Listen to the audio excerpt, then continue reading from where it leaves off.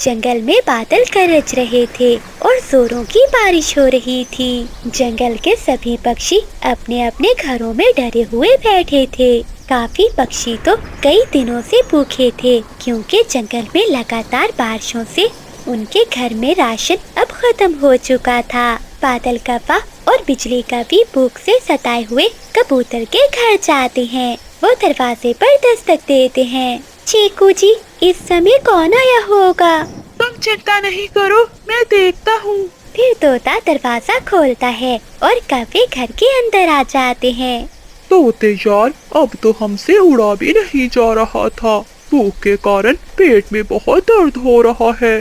चिंकी बहन, क्या आपके पास कुछ भोजन है? अरे बिजली बहन, हमारे पास तो कुछ भी नहीं था। जो भोजन हमने बरसात के लिए जमा किया था वो तो आप दोनों ने बरसात शुरू होने से पहले ही चोरी कर लिया था। चिंकी, ऐसी छोटी मोटी शरारतें तो हम शुरू से ही करते आ रहे हैं, परंतु हमें क्या पता था कि बरसात इस बार इतनी देर तक रहेगी। ऐसी बरसात में अगर कुछ खाने को मिलेगा तो चिड़िया के घर से ही मिलेगा। यार तोते, चिड़िया की तो कुछ दिन पहले मुझसे लड़ाई हुई थी। वो तो मुझे कुछ भी खाने को नहीं देगी। मानो चिड़िया बहुत दयालु है, अगर उसके पास कुछ हुआ तो वो हमें जरूर देगी। तो ठीक है तोती बहन, चले हम सब चिड़िया के पास ही चलते हैं। फिर वो सब मानो चिड़िया के घर की ओर जाते हैं। तेज बारिश और ऊपर से ठंडी हवा ने तो गर्मियों के मौसम में ठंड बना दी थी। वो सब बहुत मुश्किल से उड़ते उड़ते मानो चिड़िया के घर पहुंच जाते हैं। दोस्तों, मैंने आपको पहले ही खिड़की से देख लिया था, इसलिए दरवाजा खोल दिया। चिड़िया बहन, हमने तो बहुत इंतजार किया कि बारिश रुक जाए, परंतु बारिश तो और भी ज्यादा तेज हो गई है। मैं और चीकू जी बहुत भूखे हैं।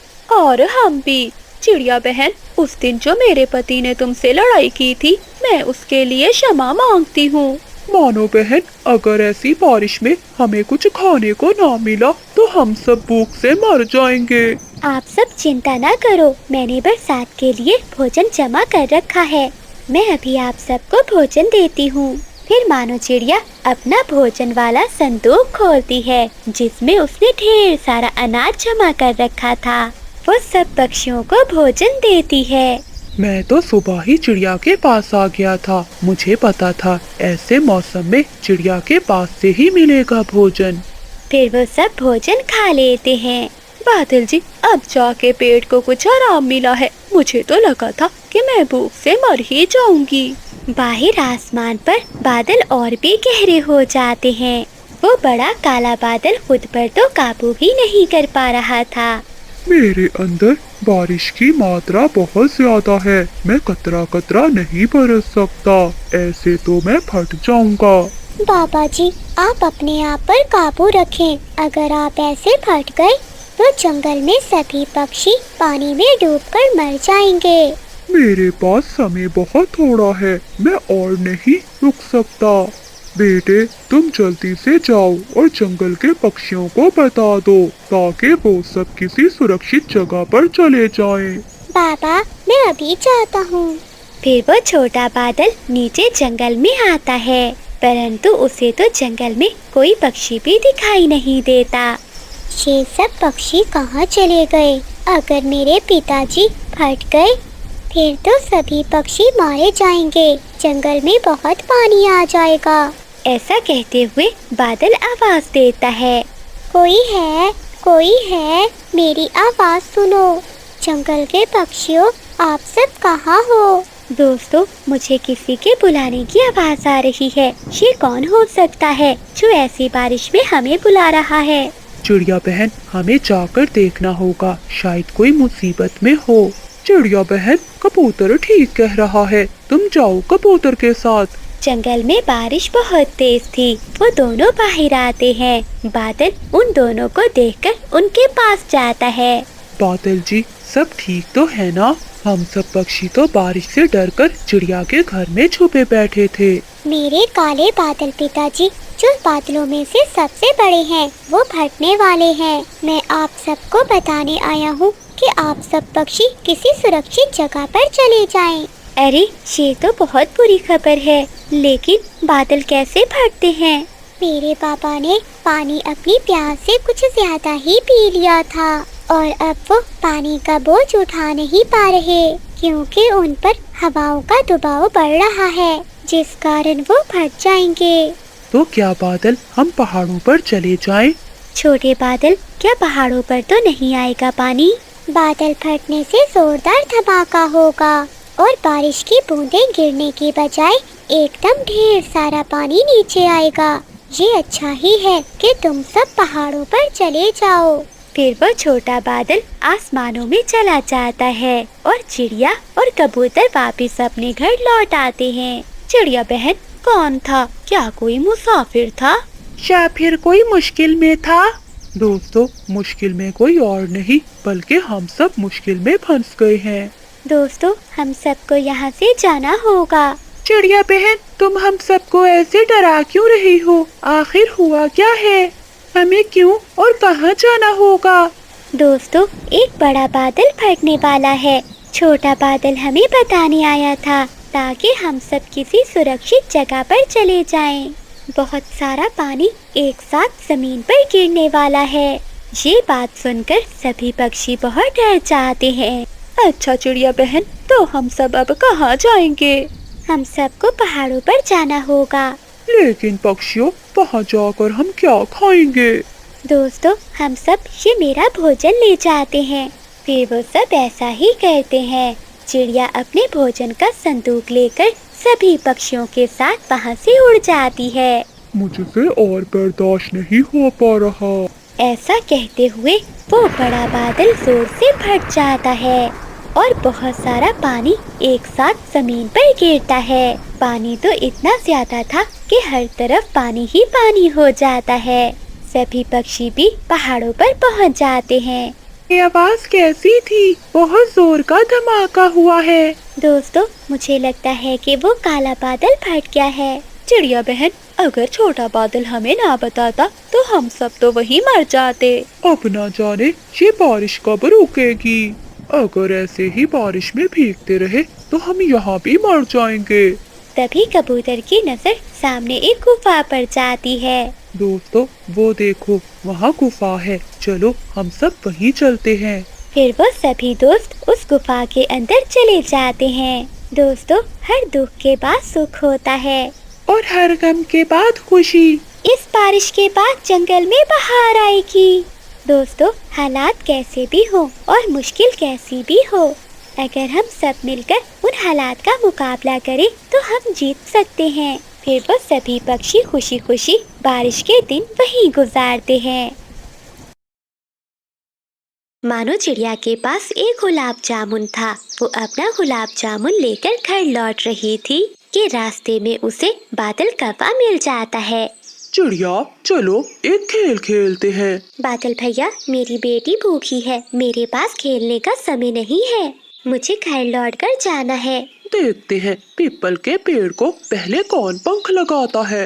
अगर पहले मैं गया तो तुम्हारा ये गुलाब जामुन मेरा, और अगर मैं हार गया तो ये अनाज से भरी हुई पोटली तुम्हारी। ढेर सारा अनाज देखकर चिड़िया भी लालच में आ जाती है। तो फिर ठीक है, देखते हैं आज कौन जीतता है। फिर मानो चिड़िया अपना गुलाब जामुन और बादल कौवा अपनी अनाज से भरी हुई पोटली वहीं रखते हैं। कौवे, मुझे धोखा ना देना, सीधा उड़ना, कहीं ऐसा ना हो कि मुझसे टकरा जाओ। तुम चिंता नहीं करो, ऐसा करने की मुझे कोई जरूरत नहीं होगी, मैं जीत जाऊंगा। फिर दोनों में रेस शुरू होती है। बादल कौवा बहुत तेजी से उड़ता है। वो तो तेजी से उड़ता हुआ मानो चिड़िया से आगे निकल जाता है। मानो चिड़िया अभी आधे रास्ते में ही थी कि बादल कौवा पीपल के पेड़ पर पहुंच जाता है। मैं जीत गया, मैं जीत गया, अब तुम्हारा गुलाब जामुन मेरा हुआ। मैं हार गई। तबे मुझे मेरे लालच ने धोखा दिया। हाँ, तुम मेरा गुलाब जामुन लेकर जा सकते हो। फिर बादल कौवा खुशी खुशी चिड़िया का गुलाब जामुन और अपना अनाज लेकर चला जाता है। बिजली, बिजली, कहाँ हो तुम? देखो मैं क्या लाया हूँ। मैं बुलबुल मौसी से अनाज और चिड़िया से गुलाब जामुन लाया हूँ। आज फिर मेरा बादल जी जीत गया होगा। हाँ बिजली, आज मैंने चिड़िया से रेस लगाई। छोटी चिड़िया तो अभी आधे रास्ते में ही थी कि मैं जीत गया। कुछ दिन बीत जाते हैं। एक दिन बादल कौवा कबूतर के पास जाता है। कबूतर यार, क्या तुम बादलों तक उड़ सकते हो? हाँ, मैं बहुत ऊंचाई तक जा सकता हूँ। कई बार तो मैं बादलों से भी ऊपर तक गया हूँ। तो फिर देखते हैं बंटी कि आज कौन बादलों तक जाता है। तभी मानो चिड़िया और चीकू तोता भी वहाँ आ जाते हैं। बंटी भैया, आप ऐसा मत करें, आप हार जाओगे। जो हारेगा वो दूसरे को 3 दिन तक दाना ला कर देगा। चिड़िया बहन, तुम चिंता नहीं करो, मैं नहीं हारने वाला। चल बे बादल, देखते हैं कि आज कौन जीतता है। फिर वो दोनों उड़ते हैं। जब वो दोनों थोड़ी ऊंचाई पर जाते हैं तो हवा बहुत तेज हो जाती है। तेज हवा में ऊपर जाना बहुत मुश्किल था, लेकिन बादल कौवा तो बिना सोचे ही ऊपर से ऊपर उड़ते जा रहा था। बंटी कबूतर तो डर जाता है और वापस नीचे लौट आता है। देखते ही देखते बादल कौवा तो बादलों के पास पहुंच जाता है। तेज हवा बादल कौवे को दूर तक ले जाती है। बंटी भैया, मैंने आपसे कहा था ना कि ऐसा ना करें। अब देखें, बादल कौवा तो हवा में उड़ गया है। बादल कौवा तो हवाओं के साथ साथ उड़ता उड़ता दूर निकल जाता है। कौवे की किस्मत अच्छी थी। वो अचानक नीचे गिरता है और नीचे एक नरम घास के खेत में जाकर गिरता है। बच गया मैं। अगर मैं जमीन पर गिरता तो मेरी हड्डी टूट जाती। कौवा फिर उड़ता है और वो चिड़िया, तोते और कबूतर के पास जाता है। बादल भैया, आप जिंदा हो? हम तो समझे थे कि आप नहीं बचोगे अब। मुझे बादल कहते हैं। बादलों तक पहुंचना तो मेरे लिए कोई मुश्किल काम नहीं। चल बे कबूतर, अब मेरा नौकर बन जा और मेरा दाना मेरे घर तक पहुंचा दे। फिर बादल कौवा अपने घर लौट जाता है। बादल जी, आज दाना नहीं लाए? वो गंदी आंखों वाला कबूतर मुझसे शर्त हार गया था, इसलिए 3 दिन तक वो ही हमें दाना ला कर देगा। ये सुनकर बिजली कौवी बहुत खुश होती है। मेरे बादल जी किसी से नहीं हारने वाले। मेरा पति तो बहुत बहादुर है। तभी कबूतर भी दाना लेकर आ जाता है।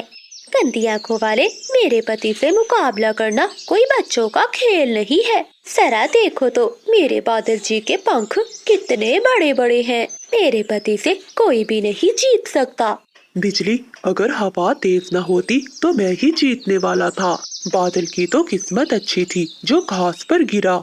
अगर किसी पत्थर से टकरा जाता तो बादल जीत कर भी हार जाता। मुफ्त का भोजन खाने के लिए बादल कौवा कुछ भी कर सकता था।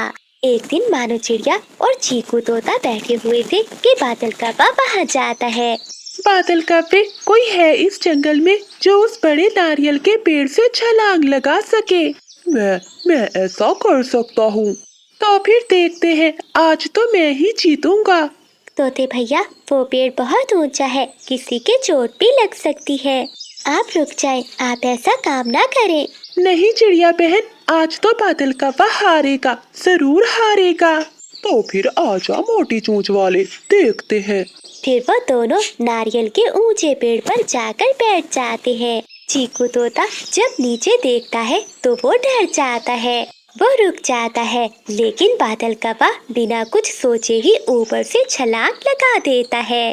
कौवा तो सीधा जमीन पर जाकर गिरता है और कौवे की दोनों टांगे टूट जाती हैं। हाय मेरी टांगे, मैं मर गया, मुझे कोई बचा लो। फिर तोता और मानो चिड़िया वहाँ आते हैं। कौवे भैया, आपकी तो दोनों टांगे टूट गई हैं। कौवे, तुम तो जीत कर भी हार गए।